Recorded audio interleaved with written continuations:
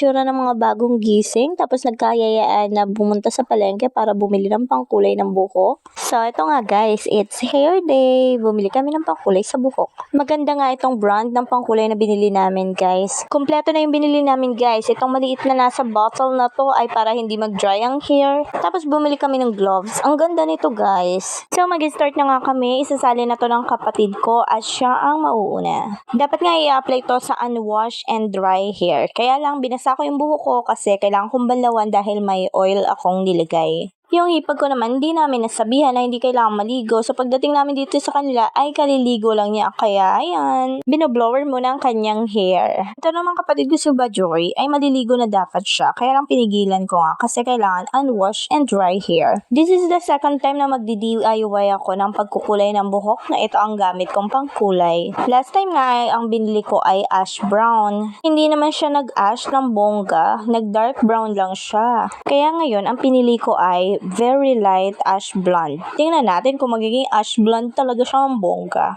Ito naman sa kapatid ko ay silver ash gray. Ewan ko sa trip niya, gusto niya ash gray.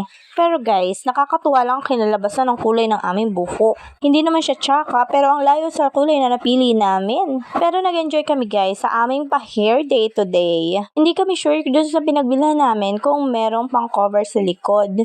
Sayang kasi sana kinumpleto na namin ang aming gamit. Dahil napagdesisyonan nga namin na uulitin namin to. Ang saya kasi puro lang kami tawa since wala kaming pang sapin sa likod, ayan, trash bag ang ginamit namin, mga plastic. At ito na nga guys, tapos na ang aking Sisi Bajoy. Next naman ay ako ang very light ash blonde. Tingnan natin kung maging blondina talaga yung hair daw ko. Though may kulay na talaga yung buhok ko pero kumpas na. So hindi ko na ina-expect na ma-achieve ko yung kulay na gusto ko. Pero gusto ko talaga ash blonde or ash brown. Yung milk tea, ganon, milk tea color. At ito na nga, sinimulan na nilang lagyan ng kulay ang aking buhok. Alam ko medyo nahirapan sila dyan guys kasi hindi naman straight ang buhok ko. Medyo kulot at medyo dry. Nasuklay ko naman na ngayon pero tamad talaga ako magsuklay guys Nagsusuklay lang talaga ako pag aalis ng bahay. Kaya sabi ko talaga ipasensya sa aking buhok. Ay baka nahirapan sila. Pero okay naman at natapos na nila ang aking hair. Ayun. At syempre, babalot na lang din namin sa garbage bag kasi wala kaming plastic hair cover. At ito, tapos na ako. Happy brown. Bremod. It's your turn, my dear. Coffee brown nga yung napili niya. Pero guys, ang gusto pala niya ay pink. Hindi naman niya sinabi na pink pala yung gusto niyang ma-achieve. Meron doon, available ang pink. Pero guys, medyo takot kasi siya kasi first time niya magkulay ng buhok. Tapos kami pa ng kapatid ko yung gagawa.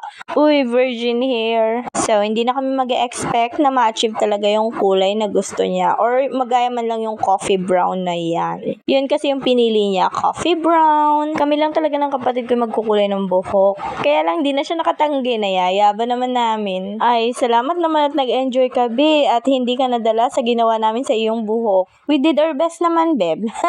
Alam nyo ba habang ina-apply namin to, kumukulay na agad yung coffee brown sa aming gloves at sa kamay namin. Kakapalit ko lang ng nail polish, nasira nga dahil dun sa kulay, kumulay sa kuko ko. Kaya hindi ko magets kung bakit hindi siya kumulay sa hair mo. Meron naman, pero konti lang. Siguro kasi talagang virgin hair. Ganyan din kasi ako nung unang kulay ng buhok ko. Halos hindi niya tumalab yung pangkulay ng buhok ng virgin hair ko. So that explains why. At natapos na nga kami kaya nilagayan na rin namin siya ng garbage bag. So after 45 minutes na nababad ng kapatid ko ang kanyang hair, though ay binanlawan niya na ito at nag-blower na siya ng buhok. Tapos may pa-milk tea ang kapatid ko si John. Aba, thank you naman. Uy, tapos may kasama pa pala tong siomay. So, disappointed nga si Bajoy dahil ang buhok niya hindi naman daw gray. Ash gray daw kasi ang gusto niya. Super layo naman daw. Pero kumulay naman. Ayan o, nag-dark brown at may gusto po siyang ipagawa sa akin guys.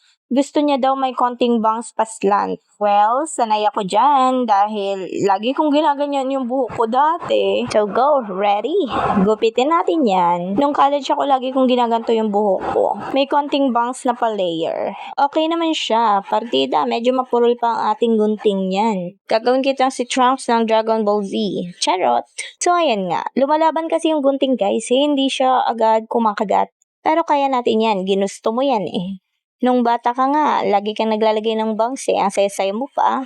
Kahit yung bangs na nilalagay mo, ang taas na noo. Pero ngayon, iba na yung trip mo. Bangs na pedimure. O diba, taray. Okay na yan. At bakit ba lagi ka nagugulat, girl? At eto na nga, bagay naman sa'yo kahit hindi gray. Pretty. Tapos mag-milk tea and siomay muna tayo bago ako magbanlaw ng aking hair though. Excited nga ako sa kalalabasan ng aking buhok. Hindi ko mawari ang pagkakaiba sa dating kulay ng buhok ko. Parang parehas lang, oy. At sa hipag ko, sorry na, bakit nasa anit yung kulay? May konti naman, tapos red. Pero pag nasisinaga ng araw, uy, lumalabas yung kulay ah. Sabi tuloy ng kapatid kong si Jan, ang ganda ng mga buhok nyo. Naka-transition. Kailangan pala nakatapat sa araw para makita yung kulay. Pero okay naman, ang saya ng banding natin guys. Sabay-sabay nga yung tanong, kailan ulit? O siya, hanggang dito muna. Sa uulitin, that's it for today's video. Thank you for watching. Bye!